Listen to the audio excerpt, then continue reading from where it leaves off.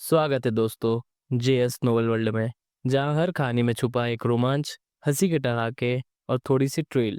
तो तैयार हो जाइए, क्योंकि अब शुरू होने वाला है एक नया किस्सा जो आपको ले जाएगा हंसी और रोमांच से भरी इस दुनिया में।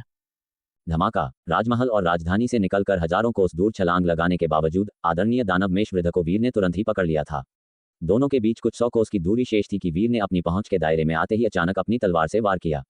तीक्ष्ण खड्ग ऊर्जा ने पल भर में दानव मेषवृध के साधना क्षेत्र को चीर डाला और उसके शरीर को दो भागों में विभक्त कर दिया। दानव मेषवृध ने क्रोधित गर्जना की, अचानक अपना असली रूप प्रकट किया, एक विशाल दानव भेड़ जिसके घुंघराले फर से एक भयानक घृणित आभा निकल रही थी। वह गरजे और मुक्ति पाने के अंतिम प्रयास में अपने साधना कौशल का प्रदर्शन करने लगे। लेकिन वीर ने वापसी खंड क्षणिक गति का उपयोग करके लगातार दूरी कम की थी। उनकी तलवार से प्रकाश की किरणें निकल रही थीं, सैकड़ों कोस की ब्रह्मांड शक्ति को चैनल कर रही थीं, जो तुरंत संघनित हुई और तेजी से काट दी गई। फुस, साधना कौशल निष्क्रिय हो गए और खड्ग प्रकाश ने सीधे उनके शरीर को फाड़ दिया। दानव मेषवृध ने दुख भरी और क्रोधित चीखें निकाली। उनके साधना कौशल में जोरदार कंपन हुआ, जिससे आकाश को ढकने वाला एक विशाल दृश्य उत्पन्न हुआ। मूल रूप से साफ आसमान अचानक काला पड़ गया और दूर से काला दानवी प्रकाश फैल गया। मेरे सामने तुम स्वर्ग को बाधित करने की हिम्मत करते हो? वीर ने अचानक अपना हाथ ऊपर उठाया और विशाल ब्रह्मांड शक्ति ने आकाश के दानवी प्रकाश को बह दिया। दानवी प्रकाश तुरंत बिखर गया। आसमान एक बार फिर साफ हो गया, पहले से भी अधिक नीला। बादलों में भयंकर सूर्य की सुनहरी दिव्य रोशनी झलक रही थी। दानव मेषवृध की आंखों में निराशा भर गई, लेकिन उन्होंने कुछ नहीं कहा। इसके बजाय उन्होंने अपनी आदि आत्माओं को परिष्कृत किया, उनकी शक्ति का उपयोग एक अंतिम लड़ाई के लिए किया। उनके जोरदार प्रतिरोध को देखकर वीर डरे नहीं और बस अपने बगल के पीले और सफेद कपड़े पहने युवक से बोले, तुम जाओ और इसे समाप्त करो। अरे मैं? पीले और सफेद कपड़े पहने युवक अवाक रह गया और वीर की भेदी नजर देखकर वह झेप कर बोला, लेकिन अब मेरे पास केवल मेरी आदि आत्माएं हैं, मैं उनका मुकाबला नहीं कर पाऊंगा। उसे खत्म करो, फिर मुझे उसके दिव्य कौशल बताओ और मैं तुम्हारी जान बख्श दूंगा, वीर ने सीधे कहा। युवक की आंखें सिकुड़ गईं। उसने वीर को परखते हुए उनके शब्दों में सच्चाई जानने की कोशिश की और कहा, क्या तुम अपने साधना हृदय की कसम खा सकते हो? तुम्हारे लिए कसम खाऊं? क्या तुम उसके लायक हो? वीर ने पलटवार किया। युवक को शर्म महसूस हुई, ये जानते हुए कि ऐसा होना असंभव था। अनिच्छा से जवाब दिया, तब मैं अपनी पूरी कोशिश करूंगा। ये कहकर उन्होंने दानव मेषवृध की ओर देखा। उनकी आंखों में हत्यारा इरादा था। वापसी खंड क्षणिक गति का उपयोग किया और तेजी से हमला किया। जल्द ही दोनों पक्ष जोरदार ढंग से भिड़ गए। दानव मेषवृध ने अविश्वसनीय शक्ति का प्रदर्शन किया। पीले और सफेद कपड़े पहने युवक के साथ कंधे से कंधा मिलाकर लड़ रहे थे। युवक हालांकि चुपचाप संचारित कर रहा था, मैं जानबूझकर हमला करने का नाटक कर रहा हूं। मेरा पहले भाग जाना गलत था, लेकिन अगर हम जीवित रहना चाहते हैं तो हमें अभी सेना में शामिल होना होगा। क्या तुम्हें लगता है कि वह हमें बख्श देगा? दफा हो जाओ। दानव मेषवृध चीजों को और अधिक स्पष्ट रूप से देख रहे थे। ठंडी हंसी हंसते हुए उसने कहा कि वह तुम्हारी जान बख्श देगा, लेकिन उसने यह नहीं कहा कि वह तुम्हें अपंग नहीं करेगा और दूसरों से तुम्हें नहीं मरवाएगा। उससे पूछो कि क्या ये वास्तव में ऐसा है। युवक का रंग बदल गया, अनैच्छिक रूप से वीर की ओर देखने लगा। वीर की अभिव्यक्ति शांत रही, क्योंकि उन्होंने कहा, क्या तुम उसे अभी तक खत्म नहीं कर पाए हो? भले ही यह कदम गुप्त था, वीर ने अभी भी फुसफुसाहट वाली बातचीत पर ध्यान दिया, स्पष्ट रूप से अभी भी दुर्भावना रखते हुए, लेकिन उन्हें आश्चर्य नहीं हुआ। युवक की अभिव्यक्ति थोड़ी बदल गई। उसने जल्दी से कहा, मैं अभी यह करूंगा। बोलने के बाद करीबी मुकाबले का फायदा उठाते हुए उसने अपनी आंखों से दानव मेषवृध को इशारा किया। हालांकि दानव मेषवृध ने उसके इरादों को समझा। इस समय वह भी भागना चाहते थे। जैसे ही वे लड़ रहे थे, वे वीर के करीब चले गए। तभी अचानक दानव मेषवृध ने एक भयानक साधना कौशल उजागर किया। काली ऊर्जा से जंजीरें बन गईं जो वीर की ओर मुड़ गईं, उन्हें बांधने और भेदने की कोशिश में। संघर्ष करने की जरूरत नहीं है। अगर तुम मुझे मारना चाहते हो तो चलो साथ में मरते हैं। दानव मेषवृध की आंखों में आश्चर्य और दुर्भावना का मिश्रण दिखाई दिया, क्योंकि उन्होंने कहा, यह एक प्राचीन अपूर्ण दिव्य कौशल है जो मैंने खोजा है, जीवन बंधी जंजीरें। अब तुम्हारा जीवन और मेरा जीवन एक साथ बंधा हुआ है। अगर वह हमें मारता है तो हम साथ में मर जाएंगे। युवक का चेहरा तुरंत पीला पड़ गया, यह महसूस करते हुए कि अगर ऐसा हुआ तो वह एकमात्र बाहरी व्यक्ति होगा जो यहाँ बचेगा। लेकिन जल्दी ही उसने वीर को अपना हाथ उठाते हुए देखा और जिस क्षण दानव मेषवृध आराम कर रहे थे, एक तलवार काट दी गई। खड्ग प्रकाश एक लंबी नदी की तरह दानव मेषवृध के शरीर को विभाजित कर दिया। फटने वाली खड्ग ऊर्जा उनके शरीर में घुस गई। तुरंत उनकी आदि आत्मा कांप उठी, मानो कुछ अविश्वसनीय देख रही हो। सदमे में चिल्लाए, ये कैसे संभव है? फिर उनका शरीर फट गया, दिव्य आत्मा पूरी तरह से नष्ट हो गई। युवक ने जल्दी से वीर की ओर देखा, केवल ये देखने के लिए कि वीर पूरी तरह से अक्षत थे और उन्हें दूसरे द्वारा उल्लिखित संयुक्त भाग्य का अनुभव नहीं हुआ था। वीर ने मृत दानव मेषवृध पर एक नजर डाली। जब उनका साधना कौशल उनसे जुड़ने की कोशिश कर रहा था तो उनके शरीर द्वारा अवशोषित कर लिया गया था।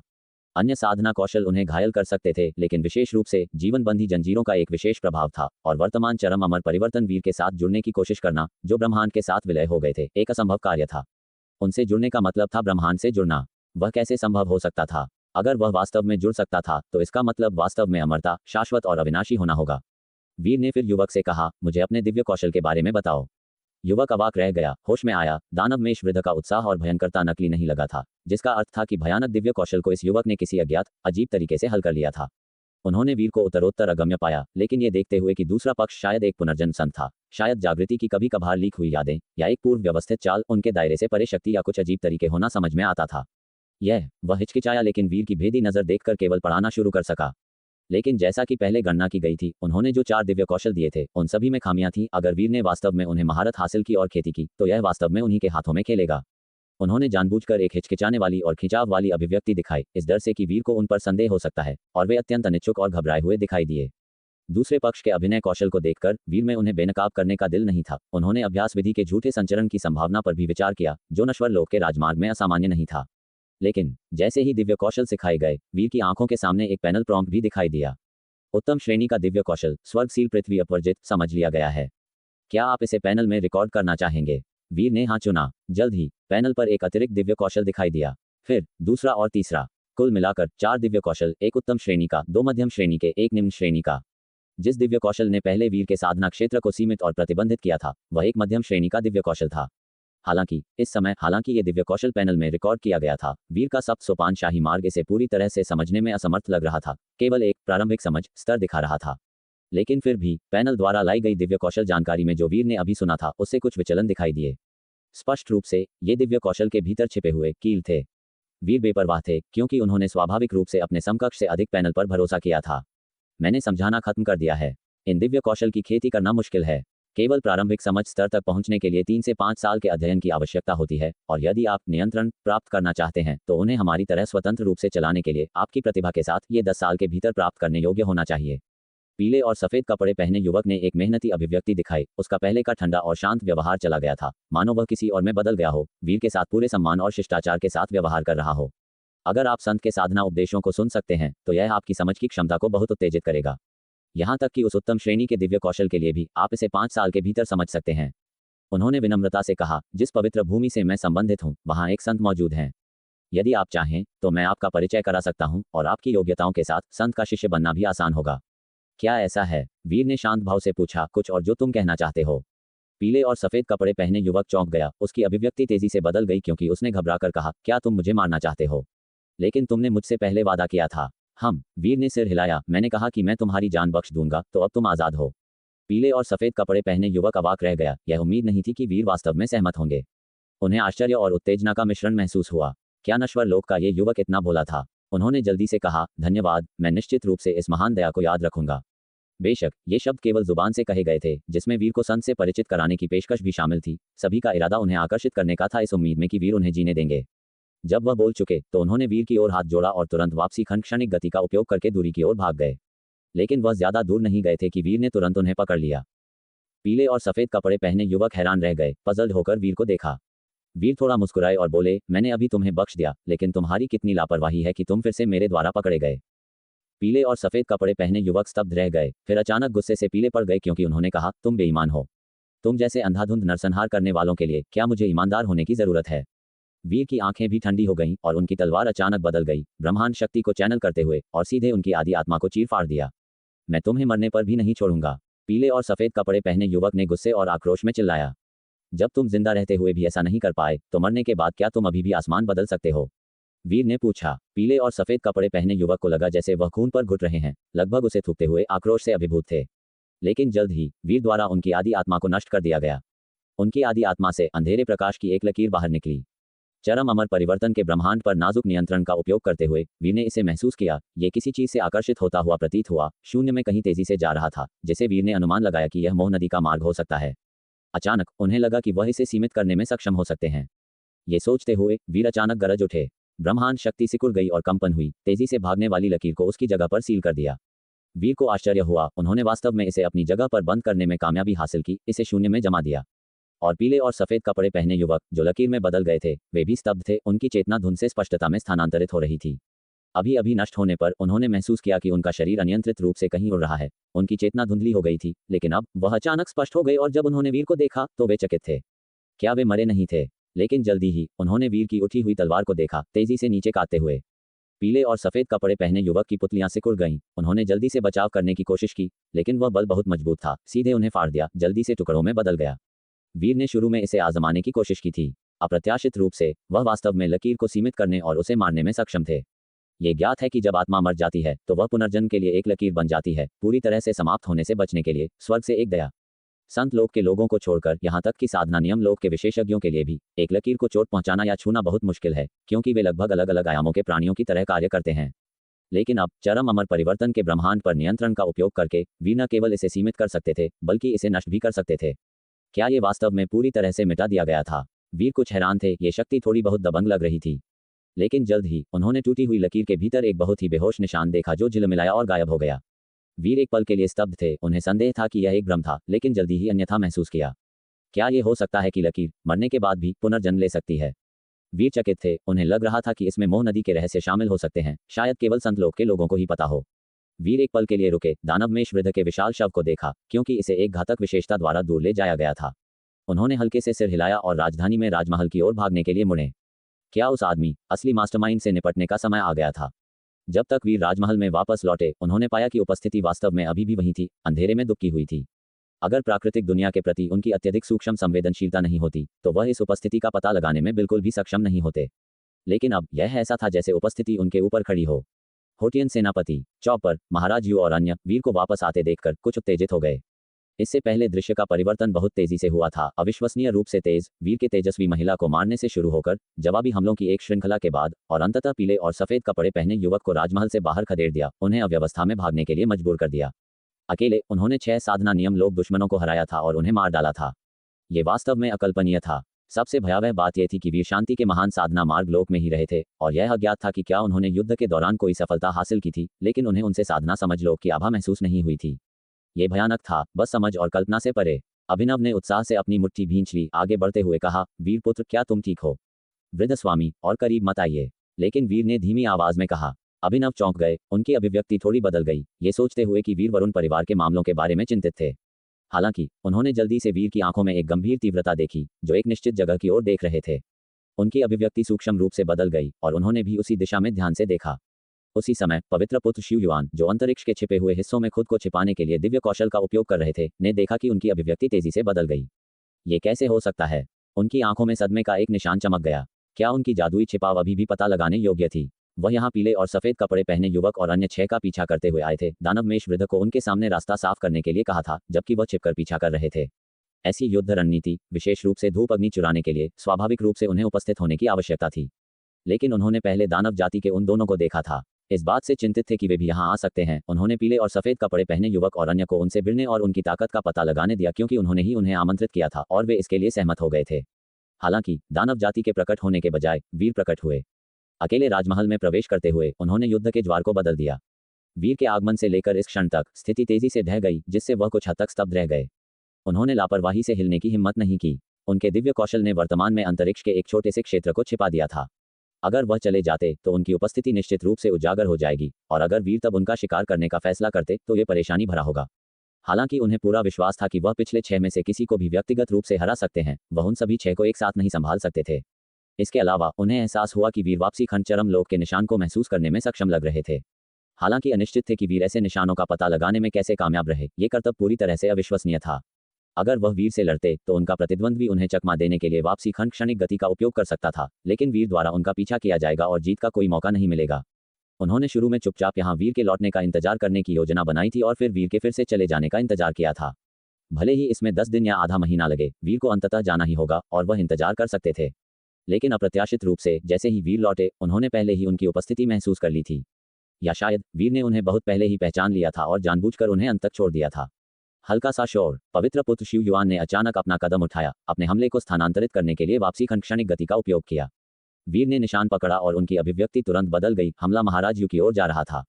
तेजी से उन्होंने इसे रोकने के लिए टेलीपोर्ट किया और तुरंत पवित्र पुत्र शिव युआन को तेजी से दूरी में टेलीपोर्ट करते देखा। वीर को उम्मीद नहीं थी कि वापसी खंड क्षणिक गति सीधे हमलों को स्थानांतरित कर सकती है, जिससे उनके अपने वार किसी भी समय तुरंत वितरित किए जा सकें।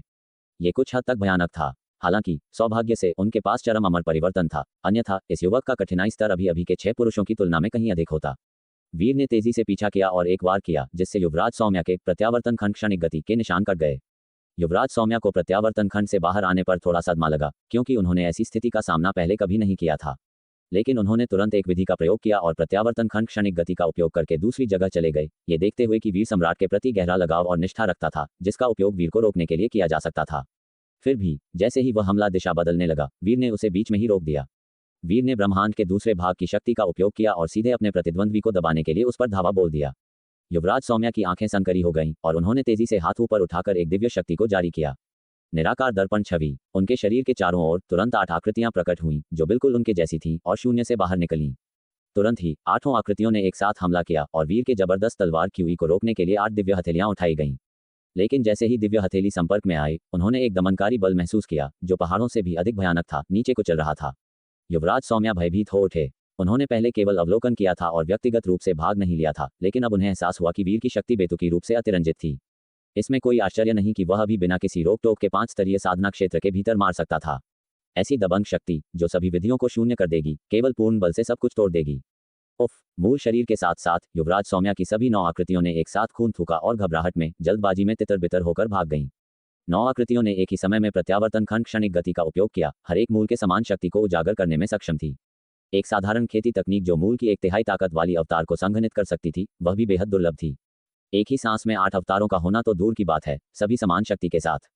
यह एक श्रेष्ठ दिव्य शक्ति का बल था। वीर की अभिव्यक्ति गंभीर हो गई। अगर वह उन्हें एक एक करके पीछा करता, तो वे बहुत पहले ही भाग चुके होते।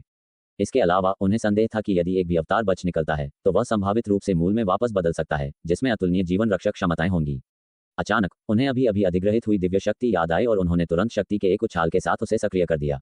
हालांकि उन्होंने अभी तक साधना बोध लोक में कदम नहीं रखा था, और जब उन्होंने अब इसे जबरदस्ती किया, तो ब्रह्मांड की शक्ति एक तूफान की तरह चारों ओर घूम गई, हिंसक रूप से कांपती हुई और एक भयंकर हवा बना रही थी जिसने वीर के शरीर को घेर लिया। फिर ये बल अचानक जम गया, शुद्ध ऊर्जा से बनी एक दिव्य शक्ति में बदल गया। राजमहल के बाहर चौक पर अचानक एक विशाल अवरोध भौतिक रूप से प्रकट हुआ, जिसने पूरे महल को घेर लिया, सब कुछ अलग कर दिया, पूरे ब्रह्मांड को प्रतिबंधित कर दिया। युवराज सौम्या की 9 आकृतियां, जो अभी बाहर निकलने ही वाली थीं, वे सभी एक साथ अवरुद्ध हो गईं, सभी स्तब्ध थे। उन्होंने पहली नजर में पहचान लिया, ये गगन बंधन भू अपवर्जन दिव्य शक्ति थी। लेकिन क्या ये भाई मुंह की विशिष्ट दिव्य शक्ति नहीं थी? भले ही वह अभी अभी वीर द्वारा पीछा किया गया हो और इसे प्रकट करने के लिए मजबूर किया गया हो, इतनी कम समय में ऐसी श्रेष्ठ दिव्य शक्ति कैसे समझी जा सकती थी? क्या ये हो सकता है कि उन्होंने इसे बहुत पहले ही महारत हासिल कर ली थी? युवराज सौम्या कुछ हद तक भ्रमित थे, लेकिन फिर उन्होंने सोचा कि यह युवक किसी संत का पुनर्जन्म हो सकता है, संभवतः एक संत की यादों को जागृत कर रहा है और इस प्रकार इसे महारत हासिल करने में सक्षम है। जैसे ही वह अवरुद्ध हुए, वीर भी प्रत्यावर्तन खंड से बाहर निकले, तेजी से उन्हें मारने के लिए आ रहे थे। एक धमाके के साथ एक अवतार को तुरंत मार दिया गया। फिर वीर ने जारी रखा, दूसरे आकृति का पीछा करते हुए। युवराज सौम्या हैरान और क्रोधित दोनों थे। उन्होंने पहले ही देख लिया था कि वह वीर के लिए कोई मुकाबला नहीं थे, लड़ने का कोई इरादा नहीं था और केवल छोड़ना चाहते थे। मुझे मजबूर मत करो। दूसरे और तीसरे अवतार को लगातार मारे जाते देखकर वह गुस्से में कहे बिना नहीं रह सके। शेष अवतार सभी सदमे और रोष से भरे चेहरों के साथ वीर को देख रहे थे। वीर ने बात नहीं की, बल्कि अपना तेज हमला जारी रखा। जल्द ही 2 और अवतार वीर द्वारा क्रमिक रूप से मारे गए। जैसे जैसे अवतारों की संख्या कम होती गई, वीर के चालें और भी भयंकर हो गईं, और युवराज सौम्या भय और क्रोध में अचानक अपने दांत भींच लिए, ब्रह्मांडीय अंतरिक्ष से एक जायफल की बांसुरी निकाली और तेजी से एक स्वर बजाया। बांसुरी की आवाज गूंज उठी, जिसमें एक तरह की अलौकिक और मधुर भावना थी, जिसने किसी के दिल में हत्या के इरादे को दूर कर दिया। वीर एक पल के लिए रुक गए, अचानक उन्हें शांति का एहसास हुआ। लेकिन वह तेजी से होश में आए और बांसुरी पकड़े हुए आकृति की ओर मारने के लिए बढ़े। बाकी अवतारों ने फिर तुरंत वीर पर हमला किया, मूल शरीर के सामने अवरुद्ध करने की योजना बनाते हुए। एक जोरदार धमाके के साथ वीर की तलवार की रोशनी घूमी, रास्ते को अवरुद्ध करने वाले अवतार को मार डाला, फिर वह दूसरे की ओर बढ़े। इस बीच बांसुरी की धुन ऊंची हो गई, जैसे कि यह शून्य की गहराई तक तैर गई हो, ब्रह्मांड में एकमात्र स्पष्ट ध्वनि बन गई। जैसे ही वीर अवतारों को मारते रहे, जब केवल मूल युवराज सौम्या बचे थे, उनके चेहरे पर निराशा दिखाई दी। वीर को अपनी ओर आते देखकर वह दहाड़ पड़े और अपनी हथेली से वार किया। एक दिव्य शक्ति उनकी हथेली से निकली, जिसका नाम पिंजरे का गौरैया था। यह दिव्य शक्ति अपनी हथेली को एक छोटे से ब्रह्मांड में बदल सकती थी, लक्ष्य को भीतर कैद कर सकती थी, जैसे हाथ में एक गौरैया जो उड़ने में असमर्थ हो। अगर कोई और होता तो यह दिव्य शक्ति तुरंत प्रभावी हो जाती, लेकिन उनका प्रतिद्वंद्वी वीर था। उनका शरीर और चेतना ब्रह्मांड के साथ कसकर जुड़े हुए थे। उन्हें पिंजरे में बंद गौरैया के रूप में कैद करना पूरे ब्रह्मांड को एक हाथ में सीमित करने जैसा था, कुछ ऐसा जो युवराज सौम्या की क्षमताओं से परे था। एक जोरदार धमाके के साथ दिव्य शक्ति विफल हो गई और तलवार क्यूई गिरी, उनके हाथ को काट दिया। युवराज सौम्या कुछ हद तक स्तब्ध थे, स्पष्ट रूप से अपनी दिव्य शक्ति के विफल होने की उम्मीद नहीं कर रहे थे। लेकिन जीवन और मृत्यु का सामना करते हुए उन्होंने तेजी से प्रतिक्रिया व्यक्त की, जल्दबाजी में पीछे हटते हुए और अर्जेंट बल के साथ बांसुरी बजाते हुए। जैसे ही बांसुरी का दूसरा स्वर बाहर निकला, वीर का शरीर मारने के लिए तुरंत आ गया। हालांकि जैसे ही उनकी तलवार की रोशनी युवराज सौम्या पर वार करने वाली थी, उनके पीछे शून्य में अचानक एक चकाचौंध भरी सुनहरी दरार खुल गई। दरार के भीतर आभा को महसूस करते हुए युवराज सौम्या बहुत खुश हुए और तुरंत राहत की सांस ली। दरार हाथ की पहुंच के भीतर थी और वह तेजी से उसमें गोता लगा गए। बच्चे, मेरे संत बनने तक प्रतीक्षा करो, मैं तुम्हें निश्चित रूप से मार डालूंगा। जैसे ही सुनहरी दरार ठीक हुई, युवराज सौम्या की आंखों में हत्या का इरादा जल उठा। वे वीर को तीव्रता से घूर रहे थे। वीर की आंखें ठंडी हो गईं। तो फिर मत छोड़ो। उनकी तलवार की रोशनी अचानक संघनित हुई और उन्होंने अपनी पूरी ताकत से अपनी तलवार चलाई। युवराज सौम्या की अभिव्यक्ति थोड़ी बदल गई और वह जल्दबाजी में सुनहरी दरार में गहराई तक भाग गए। और वीर की तलवार क्यूई भी सुनहरी दरार में प्रवेश कर गई। एक पल में वज्र अग्नि की एक भयानक शक्ति उत्पन्न हुई, जैसे कि दो दुनियाएं टकरा रही हों। गुरु बंधु, मुझे बचाओ। तलवार क्यूई को लगभग अपने पास आते देख युवराज सौम्या ने तुरंत चिल्लाया। अचानक दरार के भीतर शून्य से एक ठंडी फुफकार आई। ये ठंडी फुफकार एक भारी हथौड़े की तरह वीर के शरीर को हिंसक रूप से हिला दिया, तलवार क्यूई को तोड़ दिया। अमर साधना के भीतर हत्या का पीछा करना थोड़ा बहुत दिखाई है। एक ठंडी आवाज आई और तुरंत वीर ने महसूस किया कि एक विशाल और अचानक शक्ति उससे बाहर निकल रही है। धूम! यह ऐसा था जैसे एक आस्तीन से एक हवा निकल गई हो, लेकिन इसमें एक अकल्पनीय शक्ति थी। वीर की आंखें सिकुड़ गईं। उन्होंने तेजी से ब्रह्मांड की शक्ति को अपनी रक्षा के लिए संगठित किया, लेकिन जबरदस्त ब्रह्मांड की शक्ति को आसानी से भेद दिया गया और भीतर से वीर ने एक परिचित आभा महसूस की। वह निस्संदेह पवित्र बल था। एक धमाके के साथ उनका शरीर एक वार से टकराया, जिसने उनके आर पार एक छेद कर दिया। फिर अचानक एक विस्फोट में फट गया। उसी समय सुनहरी दरार भी धीरे धीरे सिकुड़ने लगी। इसके भीतर की उदासीन इच्छाशक्ति भी तदनुसार गायब हो गई। मध्य हवा में सब कुछ सामान्य होने के बाद अचानक बिखरा हुआ खून तेजी से एक साथ जमा हुआ, मध्य हवा में वीर के रूप में संघनित हो गया। वीर के चेहरे पर धड़कन का एक निशान था। ऐसा लगा कि प्रतिद्वंद्वी ने केवल लापरवाही से वार किया और फिर भी उन्हें आसानी से फाड़ दिया, और यहाँ तक कि ब्रह्मांड की शक्ति जिसे वह नियंत्रित करते थे, वह भी इसे रोक नहीं पाई। स्पष्ट रूप से ये साधना बोध लोक के दायरे से परे एक अस्तित्व था। ये स्पष्ट नहीं था कि यह एक अर्ध संत या एक संत लोक था। वीर ने उस स्थिति को घूर कर देखा जहां दरार गायब हो गई थी। उनकी अभिव्यक्ति बदल रही थी। इस तरह के दुर्जय दुश्मन को भागने देना भविष्य में परेशानी होने की संभावना थी। उन्हें इसे जल्दी से हल करने का एक तरीका खोजना होगा। हालांकि ऐसा लगा कि प्रतिद्वंद्वी वापस अमर द्वार में पीछे हट गया था। क्या वह वहां समस्त संत लोक था? वीर की आंखें झिलमिला गईं। अचानक उन्हें ठंडक महसूस हुई और नीचे की ओर देखने पर उन्होंने खुद को पूरी तरह से नग्न पाया। किसने कहा कि केवल प्रकाश में खड़े लोग ही नायक माने जा सकते हैं? यहाँ नग्न खड़ा होना भी मायने रखता है। इस क्षण उनका भौतिक शरीर अभी अभी संघनित हुआ था, पूरी तरह से नंगा, और वीर पास के अभिनव और अन्य लोगों की ओर देखने से खुद को रोक नहीं पाई। कुछ शाही उपपत्नियों और राजकुमारियों की तरह कपड़े पहने हुए बंधकों को देखकर सभी उनकी ओर देख रहे थे। वीर का चेहरा लाल हो गया और उन्होंने मारे गए शाही रक्षकों से कपड़े तेजी से इकट्ठा किए, खुद को कपड़े पहनाए, शालीनता से अपने शरीर को ढका। उसके बाद वीर वापस चले गए जहां सभी थे और गगन बंधन भू अपवर्जन दिव्य शक्ति को भी दूर कर दिया। धीरे धीरे परम अमर रूपांतरण की स्थिति से हट गए। मेरे बच्चे, महाराजा युधिष्ठिर ने घायल वीर को देखा। उनका चेहरा संकट और उत्तेजना से भरा था। वीर ने उन्हें एक आश्वस्त मुस्कान दी। अभिनव, श्यामांगिनी और अन्य लोग भी पास आए, चारों ओर इकट्ठा होते हुए। वीर, महासेनापति वीर के कारण हम जीवित रहने में सक्षम थे। हम महासेनापति वीर के जीवन के ऋणी हैं। सभी उत्साहित थे। इस दिन जीवित रहने की उम्मीद नहीं थी और वे वीर की शक्ति से भी हैरान और प्रफुल्लित थे। महान आर्यावर्त को बचाने में उनका गुण किसी भी पद या उपाधि से परे था। वर्तमान के किसी भी सैन्य पराक्रम का इस कर्तव्य से मुकाबला नहीं हो सकता था। यहाँ तक कि जो दिव्य सेनापति पिछले सम्राट के साथ युद्ध में गए थे, वे भी तुलना नहीं कर सकते थे। हालांकि उन्होंने ये भी महसूस किया कि वीर के लिए इन दिनों ऐसे खाली शीर्षक अब महत्वपूर्ण नहीं थे। भीड़ से वरुण धीरे धीरे वीर के पास आए। उनकी अभिव्यक्ति जटिल थी। आज तक पिछली चुनौतियां जो उन्होंने इस युवक के सामने रखी, स्वभाव के मुद्दे जिनकी उन्होंने मांग की, सभी महत्वहीन लग रहे थे। उनके सामने के आदमी ने अभी अभी महान आर्यावर्त को बचाया था, पूरी दुनिया और उसके लोगों को बचाया था। ऐसी शक्तिशाली उपलब्धियां ली परिवार के पूर्वजों में से कोई भी कभी मेल नहीं खा सकता था। उन्होंने भीड़ में युवक को देखा, दूसरों से घिरा हुआ जैसे तारे चांद के चारों ओर घूम रहे हों, और कुछ हद तक भ्रमित महसूस किया। वीर भी इस समय महाराजा युधिष्ठिर की चोटों की जांच कर रहे थे। 6 पुरुषों के मारे जाने के बाद महाराजा युधिष्ठिर के शरीर पर विधि की शक्ति दूर हो गई थी और उनकी कुचल गई बाहें और आत्मविच्छेदित पैर दोनों फिर से उत्पन्न हो गए थे। थोड़ा कमजोर महसूस करने के अलावा कोई गंभीर समस्या नहीं थी। वीर ने फिर गुरुदेव कांत के पास पहुंचे। उनकी सांसें कमजोर देखकर उन्होंने पूछा, क्या आप खुद को ठीक कर सकते हैं? जमीन पर शिथिल पड़े गुरुदेव कांत ने प्रकाश को अवरुद्ध करने वाले युवक को ऊपर देखा। उनकी निगाहें बेहद जटिल थीं और एक कड़वी मुस्कान के साथ उन्होंने कहा, मैं अस्वस्थ हूं, इस बार तुम्हारी वजह से। ये सुनकर अच्छा लगा कि आप ठीक हैं। वीर ने सिर हिलाया। उनके पास दूसरे पक्ष का इलाज करने के लिए कोई दिव्य गोलियां या जादुई दवाएं नहीं थीं। अन्य जनपद के दिग्गज जो सुदृढ़ीकरण के लिए आए थे, वे भी वीर को धन्यवाद देने के लिए एक के बाद एक आगे आए। उनमें शूल साधु वांगक्षय और खड्ग साधु जुहान और अन्य शामिल थे, जो सभी सैकड़ों वर्षों से प्रसिद्ध थे और जिनका एक बार गौरव का क्षण था। अपने सामने सुंदर और युवा चेहरे को देखते हुए उन सभी को इस्तीफे की भावना महसूस हुई, अपनी उम्र महसूस करते हुए। शाही परिवार के अन्य सदस्य भी वीर को अपना आभार व्यक्त करने के लिए आगे आए। भीड़ के बाहर अभिनव आगे नहीं बढ़ा, लेकिन चुपचाप उस चकाचौंध भरे युवक को देख रहा था। उसकी आंखों में संतुष्टि और मुस्कान की एक झलक थी। उसके लिए खुश था। जब उन्होंने अपने बगल में वरुण को देखा तो उनकी आंखों में मुस्कान कम हो गई और उन्होंने ठंडे ढंग से कहा, उस समय तुम इतने आलोचक थे। अब क्या तुम्हें लगता है कि तुम्हारा ये बेटा पर्याप्त है? वरुण का शरीर थोड़ा कांप गया, लेकिन उन्होंने उसे देखने के लिए नहीं पलटा और केवल चुपचाप युवक को घूरते रहे। उन्होंने उनके बीच एक अभेद्य खाई महसूस की, उनके संबंध को काटते हुए। क्या ये हो सकता है कि वह वास्तव में गलत थे? सभी चीजों के विधि को सिद्धांत के रूप में बनाए रखना, विधि और उसके सिद्धांतों का पालन करना, क्या वह वास्तव में एक गलती थी? वह भ्रमित महसूस कर रहे थे। इस समय महाराजा युधिष्ठिर ने वीर, गुरुदेव कांत और शाही परिवार के अन्य घायल सदस्यों को राजमहल के पिछले हॉल की ओर ले गए। अभिनव ने देखा लेकिन पीछा नहीं किया। इसके बजाय वह धीरे धीरे मुड़ा और राजमहल के बाहर की ओर चला गया। एक सेवक के रूप में उन्होंने शाही शहर का सर्वेक्षण करने का इरादा किया और यदि कोई दानव अवशेष पाया गया तो वह उनसे निपटेंगे। अन्य लोग भी जाने लगे, केवल वरुण अभी भी वहां खड़े थे। उनकी अभिव्यक्ति लकड़ी की थी, उनकी आंखें भ्रमित और दर्द में थी क्योंकि उन्होंने वीर और महाराजा युधिष्ठिर की विदा होती आकृतियों को देखा। लड़के ने शुरू से अंत तक उनकी ओर कभी नहीं देखा, अलविदा कहने के लिए भी नहीं। उनकी अभिव्यक्ति कुछ हद तक उजाड़ थी और वह खुद से पूछते रहे, क्या वह वास्तव में गलत थे? वास्तव में गलत? हर सवाल के साथ उनका साधना हृदय थोड़ा और ढह गया और उनकी खेती थोड़ी कम हो गई। अचानक उनके कान के बगल में एक आवाज उभरी, सभी चीजों के विधि के साथ तुमने क्या गलत किया है? वह आवाज उदासीन और शांत थी, प्रतीत होता है कि भावहीन, सभी लगाव से परे थी। वरुण चौंक गए और चारों ओर देखा, लेकिन कोई नहीं दिखा। इस समय केवल वह चौक में रहे, अन्य या तो ठीक होने के लिए जा रहे थे, शाही शहर को दानव विपत्ति से साफ करने के लिए, या मरम्मत में सहायता करने के लिए। कौन? वरुण का चेहरा बदल गया, उनकी आंखें उत्सुकता से अपने परिवेश की तलाश कर रही थीं।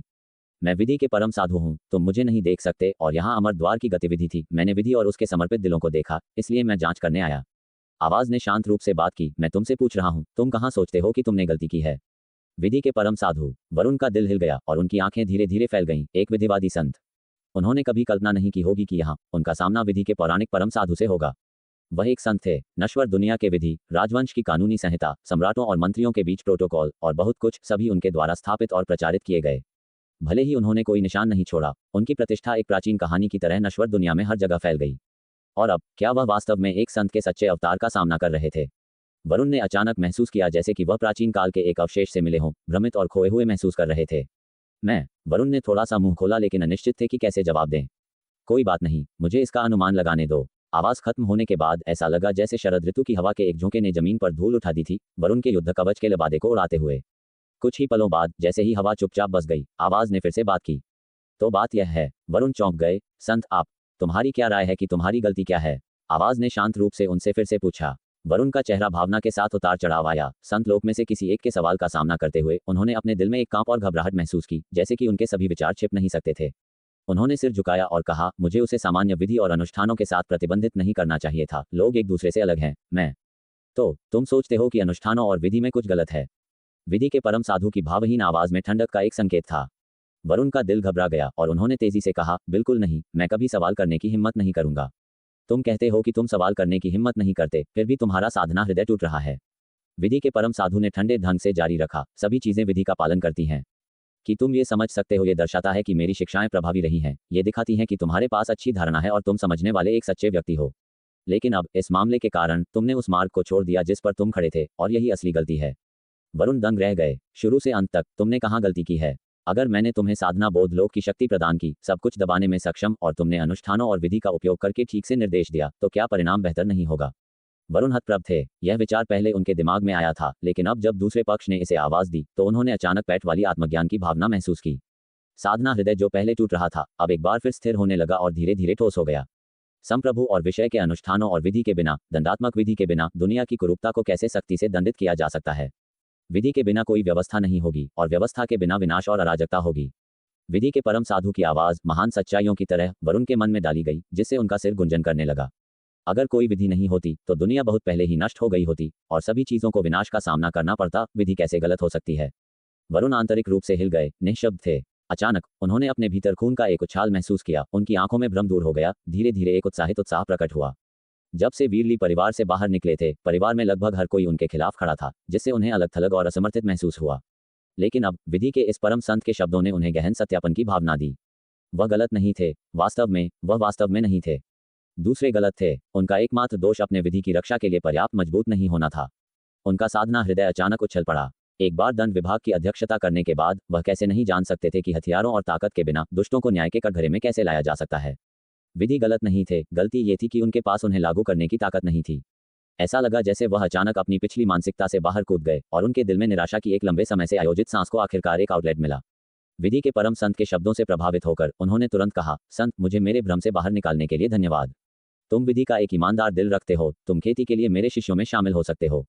एक दिन तुम मेरी जगह ले सकते हो, विधि के परम संत बन सकते हो। मैं तुम्हें उस बच्चे के बारे में बताऊंगा, रक्त संबंध काटे नहीं जा सकते, उसने पहले ही विधि को तोड़ दिया है। विधि के परम साधु की आवाज में गंभीरता का एक निशान था। वरुण थोड़े चौंक गए और उनकी अभिव्यक्ति बदल गई जैसे उन्होंने कहा, उस बच्चे ने केवल अपनी असाधारण प्रतिभा के कारण ऐसा किया, मुझे उम्मीद है कि आप कोमल हो सकते हैं। तुम्हें चिंता करने की जरूरत नहीं है, मैं उसे नुकसान नहीं पहुंचाऊंगा। उसने विधि की अवहेलना की है, मैं उसे फिर से शिक्षित करूंगा और उसे तुम्हारे बेटे के रूप में तुम्हारे पास वापस आने दूंगा, विधि के परम साधु ने कहा। वरुण दंग रह गए, एक अकथनीय उत्तेजना महसूस कर रहे थे और तेजी से कहा, वास्तव में सांसारिक दुनिया से अपनी छुट्टी लो, मैं तुम्हें खेती के लिए अपनी विंग के नीचे ले जाऊंगा, मेरा जूनियर शिष्य बनने के लिए। तुम्हारे बच्चे जैसी प्रतिभा निश्चित रूप से समय पर अमर द्वार में प्रवेश करेगी और तुम इसे खुद देखोगे, विधि के परम साधु ने शांत रूप से कहा। वरुण आंतरिक रूप से हिल गए। क्या विधि के परम साधु उन्हें एक शिष्य के रूप में ले रहे थे? उन्होंने सदमा और उत्तेजना दोनों महसूस की और यहाँ तक कि जो पहले अमर द्वार में प्रवेश कर चुके थे, जो शक्तिशाली ताकतों के भीतर खेती करने गए थे, वे जरूरी नहीं कि एक संत से मिल सकें। और अब वह बहुत उपस्थिति उन्हें एक शिष्य के रूप में लेने के लिए नश्वर दुनिया में नीचे आई। यह एक विधि के परम संत थे जिसे ब्रह्मांड द्वारा स्वीकार किया गया था। उनके शब्दों ने वरुण को छुआ और उनकी भावनाओं को शांत करने में असमर्थ थे। शिष्य गुरु को प्रणाम करता है, उन्होंने कहा। वरुण ने तेजी से घुटने टेके और अपने शिक्षक को प्रणाम किया। उठो और सांसारिक संबंधों को काटने जाओ। अगली बार जब तुम नश्वर दुनिया में आओगे तो कम से कम 100 साल बीत चुके होंगे, जो मानव समय में 1000 साल होगा, विधि के परम साधु ने शांत रूप से कहा। वरुण ने तुरंत सिर हिलाया। उन्हें अमर द्वार और नश्वर दुनिया के भीतर समय के बीच अंतर की कुछ समझ थी। वह तेजी से अपने पैरों पर खड़े हो गए, उनकी निगाहें हालांकि राजमहल की ओर मुड़ गईं, उनकी आंखें जटिलता के साथ झिलमिला रही थीं। लेकिन जल्द ही बाद में वह मुड़ गए और तेजी से दूर हो गए, अपने पूर्वजों को अलविदा कहने के लिए और अपने बड़े भाई और भाभी को खुशखबरी साझा करने के लिए परिवार में वापस जाने की तैयारी कर रहे थे। यदि वह विधि के परम साधु के अधीन प्रवेश कर सकते थे तो क्या नश्वर दुनिया को फिर से ऐसी आपदाओं और दानव विपत्तियों का सामना करना चाहिए? भले ही उनकी अपनी ताकत अपर्याप्त थी, वह अपने गुरु से सहायता के लिए पूछ सकते थे। ये समर्थन के लिए एक विशाल पहाड़ खोजने जैसा था। ली परिवार का रणवीर हवेली इस प्रकार महान आर्यावर्त के लिए एक संरक्षक देवता बन जाएगा। भले ही यह सिर्फ खबर फैल गई हो, वरुण का मानना था कि कोई भी लापरवाह शक्ति महान आर्यावर्त को फिर से भड़काने की हिम्मत नहीं करेगी। उत्साहित जैसे ही वह शाही राजधानी से गुजरे और अभिनव को शहर से दानवों को साफ करते देखा, उन्होंने इस दूसरे चाचा को देखा। वह एक पल के लिए झिझके, लेकिन बोलने के लिए पास नहीं गए। जब से वीर का मामला हुआ था, दूसरा पक्ष उनके प्रति पानी जैसा ठंडा था। इसके अलावा अब जब उनका साधना हृदय मजबूत हो गया था तो वह इस दूसरे चाचा के कई कार्यों से असंतुष्ट थे। भविष्य में एक बार जब उनकी खेती उच्च क्षेत्रों तक पहुंच जाएगी तो वह वापस आएंगे और इस दूसरे चाचा को शिक्षित करेंगे और उनके विचारों को परिवर्तित करेंगे। इसे ध्यान में रखते हुए वरुण सीधे आगे उड़े, शाही राजधानी को पीछे छोड़ते हुए। इस बीच वीर राजमहल के पिछले हॉल में सभी से घिरे हुए थे और धन्यवाद दिया जा रहा था। महाराजा युधिष्ठिर ने दूसरों को जाने और ठीक होने के लिए कहा, वीर को और परेशान न करने के लिए, युवक के स्वभाव को जानते हुए, विनम्र औपचारिकता को नापसंद करते हुए। एक बार जब दूसरे चले गए तो महाराजा युधिष्ठिर ने धीरे से आह भरी और वीर से कहा, हम इस आपदा से बच निकलने के लिए पूरी तरह से तुम्हारे ऋणी हैं। मैं तुम्हें कैसे चुकाऊं? तुम्हारी वर्तमान ताकत के साथ एक शीर्षक सवाल से बाहर है, लेकिन अगर तुम्हारी कोई अनुरोध है तो बस उन्हें बोलो और मैं उन्हें दे दूंगा। पिछले 3 शब्दों पर उनकी आवाज थोड़ी भारी हो गई, असाधारण ईमानदारी प्रदर्शित करते हुए। वीर मुस्कुराए और जवाब दिया, क्या मैंने तुम्हें पहले नहीं बताया था, महामहिम? शीत संगीत और चित्रों के बारे में क्या तुम भूल गए हो? महाराजा युधिष्ठिर ने चिड़चिड़ापन से बात की, मैं यहाँ गंभीर हो रहा हूँ। चंचल मत बनो, मैं भी गंभीर हूँ। वीर ने एक तिरछी मुस्कान दी और कहा, महामहिम, मैं वास्तव में उन्हें संभाल कर रखता हूँ और वास्तव में उन्हें चाहता हूँ। अगर तुम्हें लगता है कि वे पर्याप्त नहीं है तो मैंने सुना है कि गणपद्म पीठ में साधना कोश हॉल दुनिया भर से गुप्त मैनुअल रखता है। क्या मुझे वहां जाने का मौका मिल सकता है? अपने होश में वापस आकर महाराजा युधिष्ठिर ने एक कड़वी मुस्कान के साथ जवाब दिया, मैंने पहले ही तुम्हें हर जगह खोजने में मदद करने के लिए 2 टीमें भेजी हैं।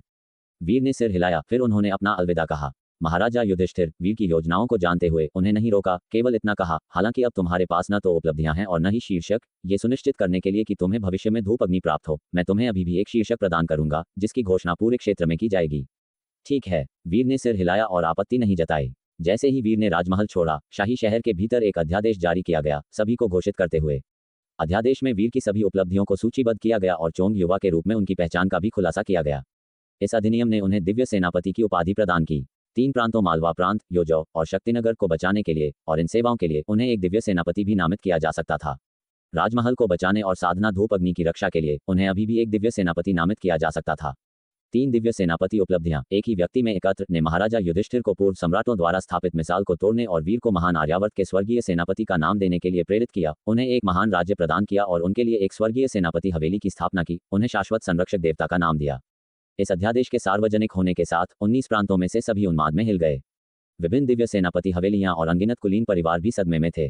उपलब्धियों की सूची और नाम महासेनापति वीर 19 प्रांतों में गूंज उठा। स्वर्गीय सेनापति का शीर्षक एक सम्राट के रूप में उच्च रैंकिंग, एक सम्राट के बराबर हो सकता है और महान आर्यावर्त के क्षेत्रों के भीतर सभी जीवन और मृत्यु के अधिकार को नियंत्रित करता था। यहाँ तक कि शाही परिवार के सदस्यों को अपमानित करने पर भी सीधे फांसी दी जा सकती थी। दिव्य सेनापति हवेली के ऊपर स्थित वह भूमि भर में किसी भी सैन्य बल को स्वतंत्र रूप से संगठित कर सकते थे और सभी दिव्य सेनापति हवेलियों को बिना किसी अवज्ञा के उनकी कॉल का जवाब देना पड़ता था। जैसे ही विभिन्न अध्यादेशों का विवरण सामने आया, अनगिनत लोग हैरान थे और अविश्वास में थे। यह अनिवार्य रूप से हथियारों में दिव्यता थी, उन्हें महान आर्यावर्त के दूसरे सम्राट घोषित करते हुए। अगला कदम, क्या आप जानना चाहेंगे कि महाराजा युधिष्ठिर के आदेश पर वीर के लिए बांसुरी और चित्रों की खोज कैसे आगे बढ़ती है? जैसे ही 19 प्रांतों में शाही फरमान फैला, वीर भी मालवा प्रांत के देवद्वार दर्रा लौट आया। परिचित शहर की दीवारें, परिचित झंडे। इस समय तक खबर नहीं पहुंची थी और यहाँ तैनात सैनिक अब भी अनजान थे। वीर ने किसी और को सचेत नहीं किया और चुपचाप बाढ़ वाले छोटे आंगन में लौट आया। आंगन में तलवार का अभ्यास कर रही लड़की ने युवक की उपस्थिति को भांप लिया। अपनी साधना से चौंक कर उसने वीर की ओर देखा, उसका चेहरा आश्चर्य से दमक उठा। युवा स्वामी, आप वापस आ गए। उसके बगल में तलवार साधु जीशान ने वीर को देखा और उसकी आंखें अचानक तेज हो गईं। बस थोड़े से समय में उसने महसूस किया कि वीर का तेज और भी संयमित हो गया था, जैसे कोई अथाह विशाल तारामंडल मौन खड़ा हो। फिर भी उसके हाथ पांव की हलचल में सितारों को हिलाने की शक्ति समाई हुई थी। वीर ने रश्मि पर एक नजर डाली। लड़की 15 साल की थी, उससे 1 साल छोटी, लेकिन वह पहले ही स्वर्गिक मानव लोक में कदम रख चुकी थी। क्या तुमने उसे यह सिखाया? वीर ने जीशान से पूछा। जीशान ने अपने होंठ सिकोड़े। मैं निश्चित रूप से एक दिव्य साधक का हृदय नहीं सिखा सकता, उसने इसे खुद ही समझा है। यह इसलिए हुआ है क्योंकि वह तुम्हारे इस दैत्य के साथ लंबे समय से रही है और उसने तुमसे कुछ तो समझा होगा।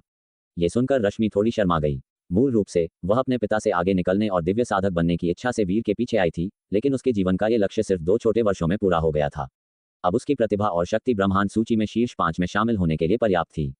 वीर ने सिर हिलाया और रश्मि की ओर देखकर मुस्कुराया। तुम्हारी इच्छा मेरे साथ रहकर पूरी हो गई है, क्या तुम अब भी मेरे साथ रहना चाहती हो? तुम अभी जवान हो और दुनिया घूमने का फायदा उठा सकती हो। रश्मि ने तुरंत सिर हिलाया। नहीं, मैं अपनी साधना जारी रखना चाहती हूँ। मैं युवा स्वामी के साथ पर्वत की चोटी से दृश्य देखना चाहती हूँ। वीर ने विवशता महसूस करते हुए कहा, लेकिन मैं पहाड़ नहीं चढ़ना चाहता। चोटी का दृश्य केवल एक प्रकार का होता है, लेकिन पहाड़ के आधार पर यह विविध और जीवंत होता है। रश्मि चकित रह गई, फिर तुरंत कहा, तो मैं युवा स्वामी के साथ पहाड़ के आधार पर रहूंगी, मानव जीवन की चिमनियों से उठते धुएं को देखती रहूंगी। तुम काफी कवियत्री हो। वीर हंसा। रश्मि के गाल और भी लाल हो गए। आगे और न समझाते हुए वीर ने अपने दिव्य विचार प्रसारित किए, लेकिन वरिष्ठ फणीश्वर का रूप नहीं देखा। फिर उसने अपनी चेतना को पूरे शहर में फैलाया, लेकिन अब भी उन्हें महसूस नहीं कर सका, जिससे एक पल के लिए आश्चर्य हुआ और उसने तुरंत पूछा, वरिष्ठ फणीश्वर कहाँ हैं? अब तक रश्मि फणीश्वर का असली नाम और पहचान जान चुकी थी। वीर को पूछताछ करते देख उसने जल्दी से कहा, युवा स्वामी, आपके जाने के ठीक बाद वरिष्ठ फणीश्वर अचानक ऐसे होश में आ गए जैसे वह कोई और बन गए हों। उन्होंने हमसे कहा कि वह जा रहे हैं और लौटने पर आपको बताने के लिए कहा कि वह सिद्धों का लोक में आपका इंतजार करेंगे। वीर अवाक रह गया, कुछ हद तक हैरान, क्योंकि यह काफी अचानक था। लेकिन जल्द ही उसे मोह नदी के भीतर की घटनाएं याद आ गईं। वरिष्ठ फणीश्वर सिद्धों का लोक चले गए। जीशान ने वीर से कहा, तुम्हारा पुराना मित्र शायद एक पुनर्जन्मित सिद्ध है, जो अपने अवतार को फिर से साधना करने की अनुमति दे रहा है। यद्यपि इस तरह की घटना दुर्लभ है, यह असामान्य नहीं है। महान आर्यावर्त साम्राज्य के हजारों वर्षों के दौरान ऐसे प्राणी उन अतुलनीय प्रतिभाओं के बीच रहे हैं जो अचानक ऊपर उठने के बाद उतनी ही तेजी से गायब हो गए जैसे वे कहीं से प्रकट हुए और फिर उतनी ही तेजी से नीचे गिर गए। वीर क्षण भर के लिए मौन रहा। संत लोक के स्तर पर मौजूद प्राणियों के पास ऐसी विभिन्न क्षमताएं थीं जो आम लोगों की कल्पना से परे थीं। फिर भी, हालांकि दुनिया विशाल थी, फिर भी पुनर्मिलन की एक संभावना थी। बस इतना था कि नश्वर दुनिया में एक पुराना परिचित अब कम हो गया था। वीर की निगाह आंगन पर पड़ी और उसने पूछा, उन दोनों का क्या हुआ? वह यंग शाओक्सियाओ और बूढ़े चाय वाले की ओर इशारा कर रहा था। मैंने सुना कि वे नरसंहार से निकले द्वेष को इकट्ठा करने गए हैं। जीशान ने पूछा, क्या बाहर फिर से उथल पुथल है? वीर ने सिर हिलाया। राजप्रासाद लगभग नष्ट हो गया था। शाही राजधानी से मदद के लिए की गई पुकार देवद्वार दर्रा तक नहीं पहुंची थी, जहां दानवी सेनाओं ने तेजी से हमला किया। दूर सीमा पर तैनात सैनिक अनभिज्ञ रहे। हालांकि महान आर्यावर्त साम्राज्य में बुद्धिमत्ता के प्रसारण में दक्षता थी, क्षेत्र की विशालता के कारण यह चुनौतीपूर्ण था। वीर की बातें सुनकर बगल में खड़ी रश्मि को झटका लगा। राजप्रासाद उसके दिल में सबसे पवित्र स्थान था और वह लगभग नष्ट हो गया था। उसकी प्रतिक्रिया की तुलना में जीशान ने बस अपनी भौहें थोड़ी उठाईं और कहा, चून कि तुम वापस आ गए हो, मेरा अनुमान है कि वहां की समस्या हल हो गई है ना? हाँ, वीर ने आगे कहा, लेकिन ऐसा लगता है कि शाही परिवार के कई सदस्य मारे गए थे। क्या तुम देखना नहीं चाहते? जीशान की आंखें पल भर के लिए चमकी, इससे पहले कि उसने उदासीनता से कहा, न मेरे बच्चे हैं जिसकी चिंता करूं, न कोई जीवन संगिनी। मेरे लिए देखने के लिए कुछ नहीं है। वीर ने देखा कि उसके दिल में कोई कहानी थी, लेकिन उसने आगे नहीं पूछा। कुछ जमी हुई बातें कुछ ही शब्दों से हल नहीं हो सकती थीं। जैसे ही वीर छोटे आंगन में बस गया, शाही फरमान भी प्रांतों में फैल गया। जबकि बाहरी दुनिया में गहन चर्चा हो रही थी, वीर रश्मि को दर्रे से कुछ 100 मील दूर दानव सरोवर में मछली पकड़ने ले गया। वीर को इस बात का खेद था कि उसके पिछले कार्यों ने क्षेत्र को बहुत अच्छी तरह से साफ कर दिया था और उसका भय बहुत मजबूत था। परिणामस्वरूप दानव सरोवर में मछली पकड़ने के एक दिन बाद 4-5 संतरे खाने के अलावा उसकी दिन की कोई पकड़ नहीं थी। ऐसा लगता है कि दानव सभी डरकर भाग गए थे, वीर ने मन में सोचा, जिससे खाली फसल हुई। उसने झील में गहराई से जांच करने के लिए दिव्य विचार का उपयोग नहीं किया। एक स्वाभिमानी मछुआरे के रूप में सार मछली पकड़ने के कौशल का उपयोग करने और जल निकाय को समझने में था। दिव्य विचार का उपयोग करना जाल बिछाने से अलग नहीं होगा और इससे उपलब्धि का भाव छीन लिया जाएगा। शाम ढलने के करीब वीर पहाड़ में मारे गए एक दानव जानवर को लेकर लौटा। आज रात हम भुना हुआ दानव सुअर खाएंगे। वीर अपने छोटे बाड़ वाले आंगन में लौट आया। युवा स्वामी, क्या ये वही है जिसे आपने मछली पकड़ते समय पकड़ा? हम, लेकिन ये तो पहाड़ों का दानव लगता है। ये जल और थल दोनों में रह सकता है। ओह, एक साधारण भोजन और पे के बाद वीर ने अपने शतरंज साधना को 180 शतरंज मोहरों से भर दिया। रात होने पर वह उस पहाड़ की चोटी पर गया जहां वह अक्सर फणीश्वर के साथ बैठता था और ठंडी चांदनी का आनंद लेते हुए एक छोटी मदिरा सुराही से अकेले पीता था। जब उसने सुराही में शराब खत्म कर दी तो वीर ने अपनी हथेली खोली और मोह नदी स्वर्ण पत्र प्रकट हुआ, जिसमें उसके मोह नदी के कई गुण दर्ज थे। वीर के विचार स्वर्ण पत्र में उतर गए और वह जल्द ही पुण्य निधि में प्रवेश कर गया। विभिन्न पुण्य खजाने अंदर प्रदर्शित थे जो सुनहरे गोले की तरह तैर रहे थे, जिन्हें पुण्य बिंदुओं के साथ बदला जा सकता था। वीर ने भाग्य विपरीत शक्ति को देखा जो बेहद उपयोगी थी और दूसरी जान होने के समान थी, लेकिन अब वह जिन सत्ताओं का सामना करता था वे सभी साधना ज्ञान लोक की थी, जो स्वर्ग से अपने भाग्य को छिपाने में सक्षम थी, जिससे उसके लिए ये कम महत्वपूर्ण हो गया था। वीर ने ब्राउज किया और देखा कि दिव्य शक्ति के अलावा वह चरम लोक में ब्रह्मांड नाड़ी का भी आदान प्रदान कर सकता था। हालांकि ब्रह्मांड नाड़ी के लिए 30,000 पुण्य की आवश्यकता थी, जबकि दिव्य शक्ति की लागत 10,000 थी। वहां कोई ब्रह्मांड नियम अभिव्यक्ति नहीं थी और अन्य चरम लोक में भी इसका अभाव था। विनिमय योग्य वस्तुएं काफी सीमित थीं, जबकि वे दूसरों के लिए खजाना हो सकती थीं, उनके रक्त और इच्छा को उत्तेजित करती थीं। वीर के लिए चयन मुश्किल था। ज्ञान का फल साधना को समझने में सहायता कर सकता था, लेकिन इसमें सफलता की केवल एक संभावना थी, निश्चितता नहीं। वीर ने एक का आदान प्रदान करने की योजना बनाई, लेकिन इसका उपयोग साधना के लिए नहीं बल्कि पाक कला के लिए करने का इरादा किया। अब शारीरिक पद साधना के 8वें चरण पर उसे अगले बिंदु वृद्धि के लिए साधना में प्रवेश करने के लिए प्रेरित किया गया था। संभवतः पाक कला को 8वें चरण में उन्नत करने और अवरोध को दूर करने के लिए चढ़ाई जारी रखने के लिए एक साधना हृदय की आवश्यकता थी, जिससे पाक कला के लिए ज्ञान के फल के साथ साधना में प्रवेश करना बहुत आसान हो जाता। हालांकि पूर्व शर्त यह थी कि उसे पहले अपनी पाक कला को 8वें चरण में उन्नत करना होगा, अन्यथा ज्ञान की संभावना कम हो जाएगी। इसके अलावा वीर ने अप्रत्याशित रूप से काव्य हृदय और नक्काशी हृदय जैसी मन की अवस्थाओं के लिए विनिमय विकल्प भी देखे। खड्ग हृदय की तरह उन्हें केवल 100 पुण्य बिंदुओं की आवश्यकता थी। वीर ने बिना किसी हिचकिचाहट के सीधे उनके लिए आदान प्रदान किया। हालांकि हृदय में प्रवेश के अलावा आत्मा प्रवेश विनिमय योग्य नहीं था, जिसे वीर ने काफी अफसोसजनक पाया। अन्यथा उसके शतरंज साधना, मछली पकड़ने और अन्य कलात्मक कौशल में आत्मा प्रवेश हो सकता था, जिसके साथ वह अपने खड्ग साधना, शारीरिक पथ आदि को 7वें चरण से आगे बढ़ा सकता था। वीर के वर्तमान गुण: शारीरिक पथ साधना 8वें चरण पर, नियंत्रण साधना 7वें चरण पर, देहपथ साधना 6ठे चरण पर, खड्ग साधना 6ठे चरण पर और मुष्टि कौशल 6ठे चरण पर। कलात्मक कौशल के संदर्भ में शतरंज साधना 6ठे चरण पर, संगीत ताल 4थे चरण पर, काव्य और पुस्तकें 3रे चरण पर, नक्काशी 3रे चरण पर, पाक कला 7वें चरण पर, कलात्मक पथ 7वें चरण पर और मछली पकड़ने 5वें चरण पर। शेष कौशल बिंदु: 1 बिंदु काव्य और पुस्तकें तथा नक्काशी के लिए 2 मन की अवस्थाओं के आदान प्रदान के साथ वीर की काव्य और पुस्तकें और नक्काशी तुरंत 4थे चरण तक बढ़ गईं, अवरोध को तोड़ते हुए। वह 6ठे चरण के अवरोध तक पहुंचने तक फिर से अनुभव जमा कर सकता था। उसके कौशल बिंदु 3 बिंदु तक बढ़ गए। लगातार लड़ाइयों का मतलब था कि वीर को ठीक से बैठकर साधना किए हुए काफी समय हो गया था। उसने ज्ञान के फल के लिए जल्दबाजी नहीं की, बल्कि पहले अपने पाक कला के अनुभव को उन्नत किया। अगले दिनों में लोगों ने वीर को हर दिन दर्रे के बाहर से एक दानव लाते हुए देखा, पूरे शहर के लिए एक दावत का आयोजन करते हुए। पकाए गए दानवों के विदेशी स्वाद सैनिकों की मेजों पर परोसे गए, जिससे शहर में हर कोई तृप्त हुआ। वीर रसोइया बन गया, पूरी तरह से अपनी साधना के प्रति समर्पित। महीनों बाद दानव राजाओं के बार बार पकाए जाने से देवद्वार दर्रा स्वादिष्ट व्यंजनों के शहर के रूप में प्रसिद्ध हो गया, जिसने विभिन्न क्षेत्रों से कई लोगों को यात्रा के लिए प्रतिस्पर्धा करने के लिए आकर्षित किया। अब जबकि युद्ध बंद हो गया था, आर्यावर्त क्षेत्र के बाहर की शीर्ष दानवी सेनाओं को वस्तुतः साफ कर दिया गया था, जबकि युवराज सूर्यकांत की तारामंडल अकादमी द्वारा गुप्त रूप से प्रबंधित स्वर्गिक मानव पंथ की दानवी सेनाओं ने सभी पक्षों से दानवों को इकट्ठा करके सबसे बड़ी दानवी शक्ति का गठन किया। शाही परिवार साम्राज्य का प्रबंधन करता था, जबकि सम्राट यशपाल भी दर्रे के बाहर के दानवों का प्रबंधन करते थे। हाल के वर्षों में लगातार संघर्ष देखने वाले प्रांतों को भी आखिरकार ठीक होने और शांत होने का मौका मिला। इस शांति से प्रांतों के बीच अधिक लगातार व्यापार हुआ और अधिक लोग यात्रा करते हुए देखे गए, जिसमें वीर के कई पुराने मित्र और कला केसरी अकादमी के शिष्य देवद्वार दर्रा का दौरा करने आए। बाढ़ वाले आंगन के अंदर जियान ने लाल पोशाक में एक युवा लड़की का रूप ले लिया और वीर के बगल में चली गई।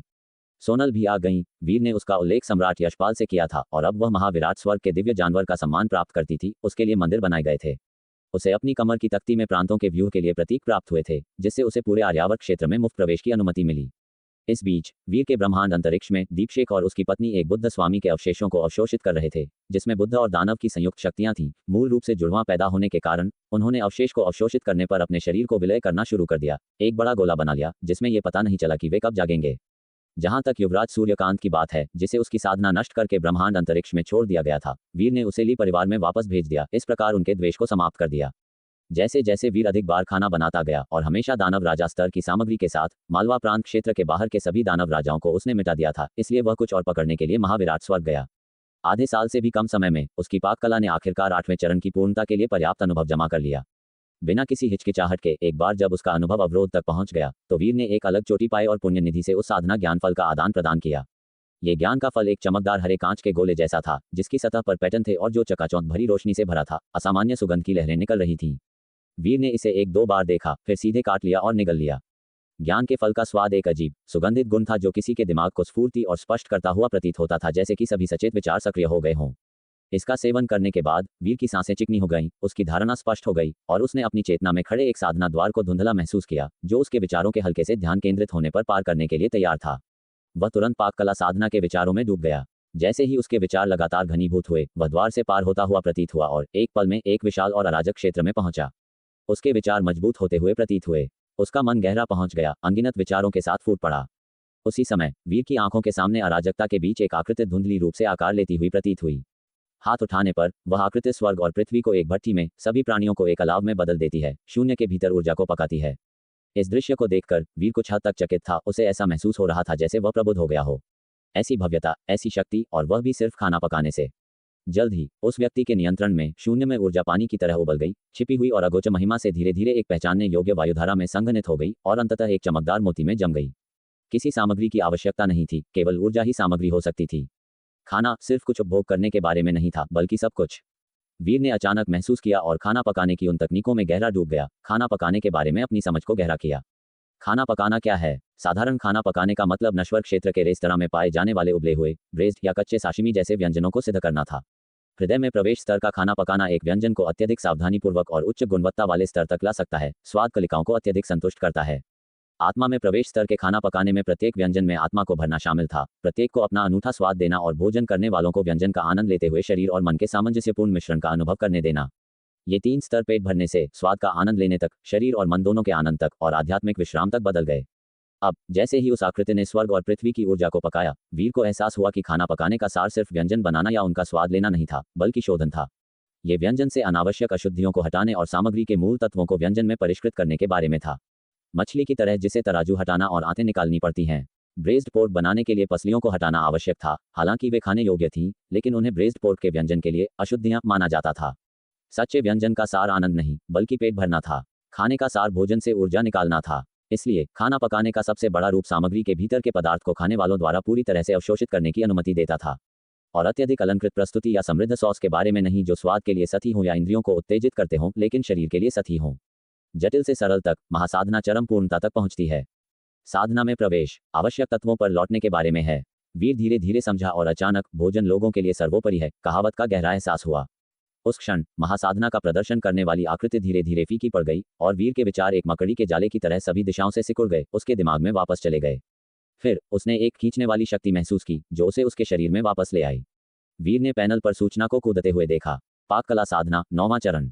आपने पाक कला साधना में प्रवेश किया है। वीर ने अपने पीछे अनुभव पट्टी को देखा, उसके होंठ थोड़े सिकुड़ गए। पहले 8वें चरण से 9वें चरण तक आगे बढ़ने के लिए 1 मिलियन अनुभव बिंदुओं की आवश्यकता थी, लेकिन अब 9वें चरण को अधिकतम करने के लिए 5 मिलियन की आवश्यकता थी। पिछले आधे साल में उसने सीमाओं के बाहर दानव राजाओं को साफ कर दिया था। महाविराट स्वर्ग में दैनिक रूप से पुनः स्टॉक करने के लिए जाता था, जिससे भीतर के दानव डर से कांपते थे। जहां ये कभी आर्यावर्त के लिए एक निश्चित क्षेत्र था, अब यह आर्यावर्त के कारण दानवों के लिए एक निश्चित क्षेत्र जैसा हो गया था। भीतर छिपी दानवी आभा काफी पतली हो गई थी, खासकर मालवा प्रांत देवद्वार दर्रा के बाहरी इलाके के पास के महाविराट क्षेत्र में, जहां कई दानव राजाओं ने चुपचाप अपने गुफा महलों को स्थानांतरित कर दिया था। मजाक में एक राक्षसी युवक रोज यहां सामग्री के रूप में उनका शिकार करने आता था, इसे एक पूर्ण दुष्वप्न में बदल देता था। इस स्थिति को देखते हुए अगर मैं दानव राजाओं का शिकार करना जारी रखता हूं, तो इसे अधिकतम करने में और 2.5 साल लगेंगे। वीर के होंठ थोड़े सिकुड़ गए, लेकिन अगर वह साधना ज्ञान लोक से दानवों का शिकार कर सकता तो वह बहुत समय बचा सकता था। हालांकि साधना ज्ञान लोक दानवों को ढूंढना मुश्किल था और उनका रोज शिकार नहीं किया जा सकता था। उसने नीचे पैनल पर मन की अवस्था खंड पर देखा। मन की अवस्था साधना में प्रवेश का हृदय 1। निश्चित रूप से, वीर ने सोचा, फिर उसकी निगाह पैनल पर पड़ी और बिना किसी हिचकिचाहट के उसने इस मन की अवस्था को शारीरिक पद साधना में एकीकृत कर दिया। जल्द ही मन की अवस्था के उपभोग के साथ वीर ने शारीरिक पद साधना में अंक जोड़ने का विकल्प चुना। अंक जोड़ना सफल रहा। 8वां चरण सीधे 9वें चरण पर कूद गया। उसी समय विशाल और गहन एहसासों की एक लहर वीर के विचारों में भर गई। ये भावना एक और ज्ञान का फल निगलने जैसी थी, जिससे वह कुछ हद तक चकरा गया, क्योंकि शारीरिक पद साधना के बारे में अनगिनत अवधारणाओं का उसके विचारों में विश्लेषण और प्रकटीकरण हुआ। उसी समय उसके पैनल की हजारों शरीर शोधन तकनीकों ने कटौती में तेजी से प्रगति की और जटिल विचार धीरे धीरे उसकी चेतना में प्रवाहित हुए। अगर वीर की चेतना इस क्षण काफी मजबूत नहीं होती, एक आदि आत्मा को परिष्कृत करते हुए केवल जानकारी और अंतर्दृष्टि का सरासर अतिभार ही उसे पागल कर सकता था। ये साधना करने और शैतान में भटकने जैसा था। बहुत देर बाद वीर धीरे धीरे शांत हो गया। उसका क्षेत्र भी इस क्षण महाशांति की महासाधना लोक से साधना ज्ञान लोक में कदम रख चुका था। हालांकि उसने अभी तक चतुर्स्तंभ लोक को पूरी तरह से सीमा तक नहीं साधा था, वीर को लगा कि इससे कोई फर्क नहीं पड़ता। आदि आत्मा की साधना करने और खंडहरों में लौटने के समान अधिक साधना तकनीकों के साथ वह साधना जारी रख सकता था। अब जैसे ही उसने शारीरिक पद साधना को महसूस किया, वीर ने तुरंत महसूस किया कि उसके शरीर में अवशोषित ऊर्जा बल चुपचाप साधना शक्ति में बदल रहा है। और यह परिवर्तित साधना शक्ति शरीर द्वारा अवशोषित हो रही थी, शरीर में विलीन हो रही थी। शरीर परिवर्तन से गुजर रहा था, धीरे धीरे अनमोल संत हृदय के तुलनीय ग्रेड से बढ़ रहा था। किसी को पता होना चाहिए कि साधना शक्ति अविनाशी है, यह एक अटल नियम है। यदि कोई साधना शक्ति को शरीर में एकीकृत कर सकता है, एक दूसरे में पानी और रेत की तरह घुल सकता है, तो काया एक अकल्पनीय स्तर तक पहुंच जाएगी। जैसे जैसे ऊर्जा बल फैलता गया, साधना शक्ति भी परिवर्तित होती गई और समय चुपचाप बीतता गया। ब्रह्मांड नाड़ी ने भारी मात्रा में ऊर्जा बल इकट्ठा किया, लगातार परिवर्तित होकर शरीर में मिश्रित होता रहा। उसका शरीर लगातार मजबूत होता गया। पहले की तुलना में शरीर के वे हिस्से जिनमें साधना शक्ति डाली गई थी, वे सीमेंट के साथ मिश्रित रेत की तरह हो गए, अविनाशी बनने के लिए जम गए।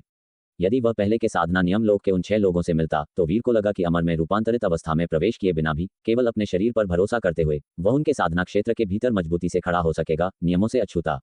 वीर साधना और परिवर्तन करते हुए उन साधना तकनीकों पर विचार कर रहा था जिनका बहिर्वेशन किया गया था। पहली चीज जिसने वीर की नजर खींची वह थी पत्थर की त्वचा संशोधन साधना तकनीक, जिसे उसने बेतरतीब ढंग से चुना था। जैसे जैसे उसकी शारीरिक पद साधना की समझ लगातार बढ़ती गई, इस साधना तकनीक का भी बहिर्वेशन और उत्थान किया जा रहा था। नश्वर क्षेत्र के एक निम्न ग्रेड कौशल से यह एक शीर्ष स्तरीय शरीर शोधन अतुलनीय कौशल बन गया था। अब यह एक अतिरंजित साधना स्तर साधना तकनीक में बदल गया था। नाम भी बदलकर साधक देह विलन हो गया था। शरीर में अवशोषित साधना शक्ति चुपचाप इस तकनीक के अनुसार संचालित हो रही थी, जिससे शरीर और अधिक परिष्कृत हो गया।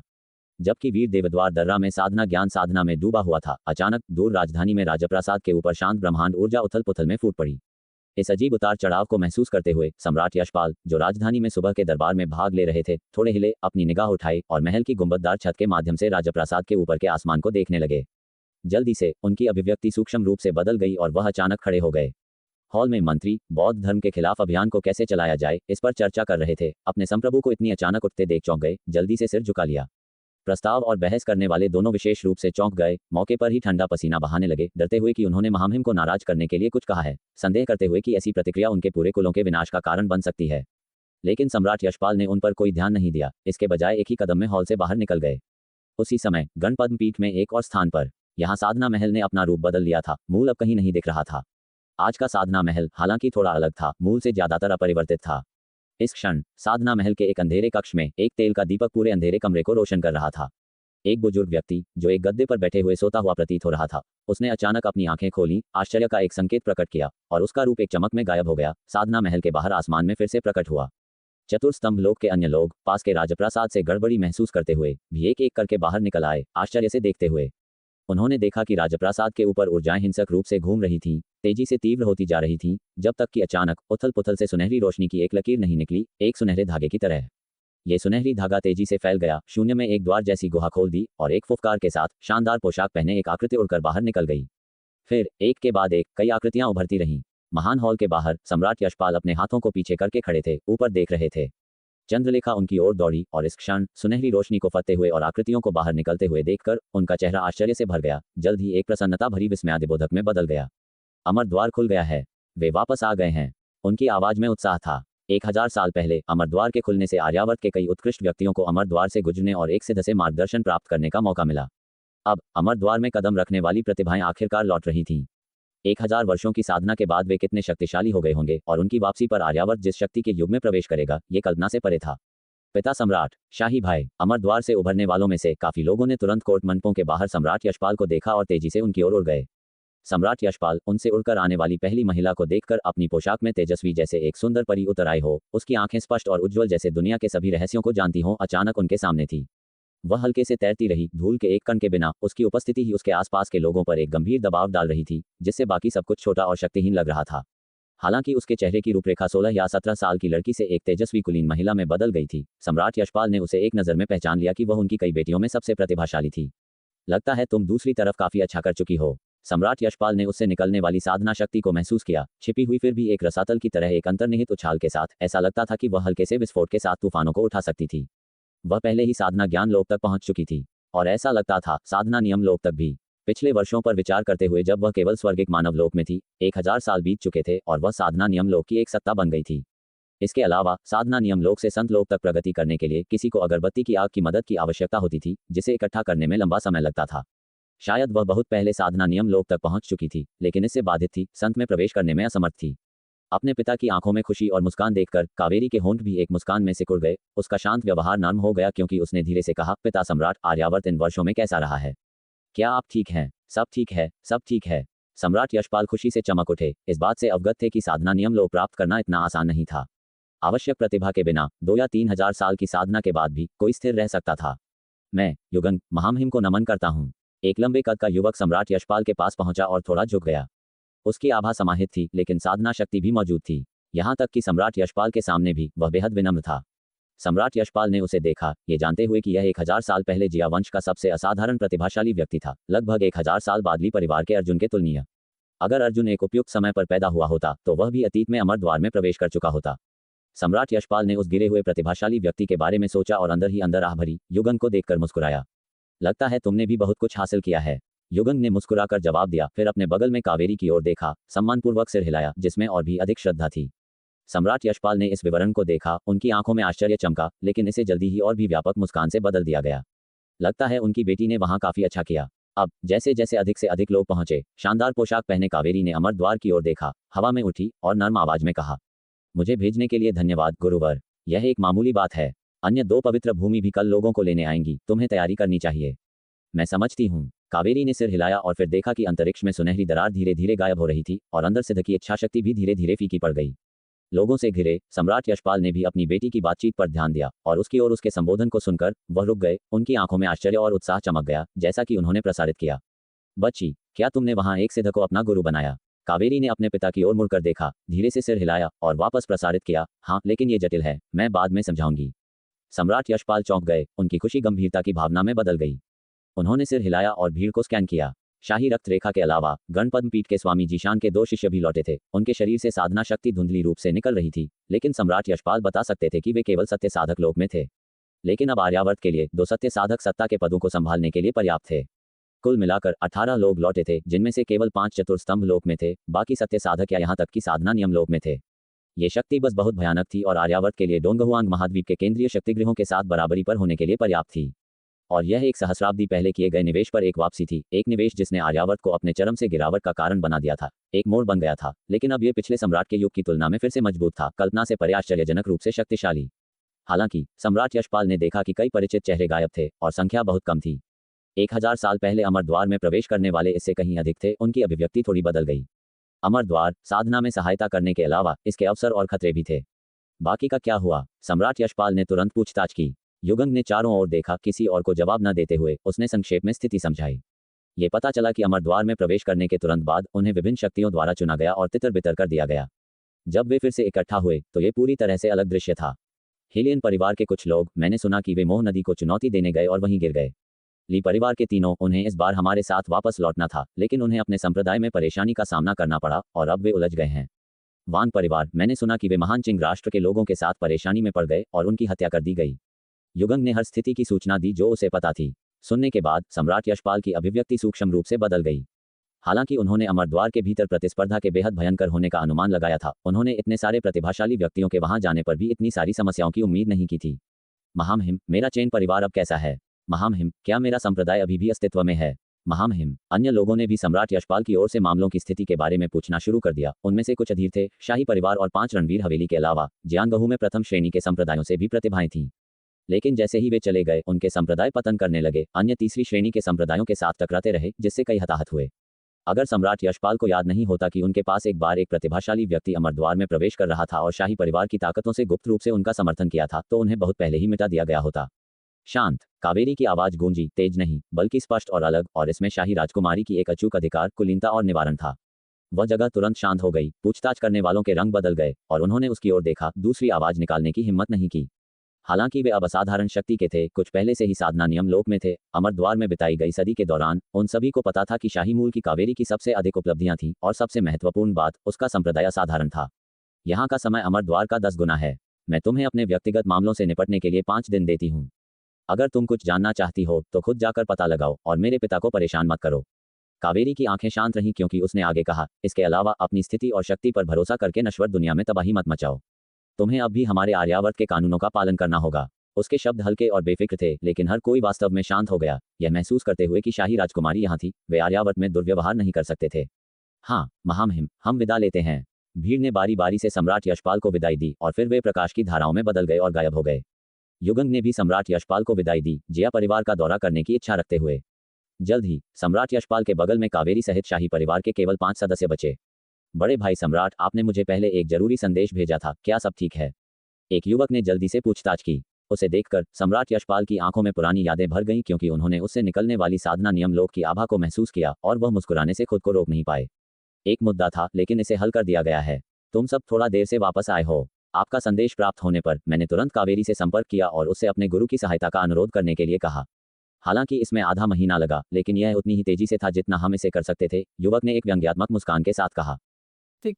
तो दोस्तों, ये था आज का सफ़र जेएस नोवेल वर्ल्ड के साथ, जहाँ हर कहानी में होता है ट्विस्ट और थोड़ी सी मस्ती।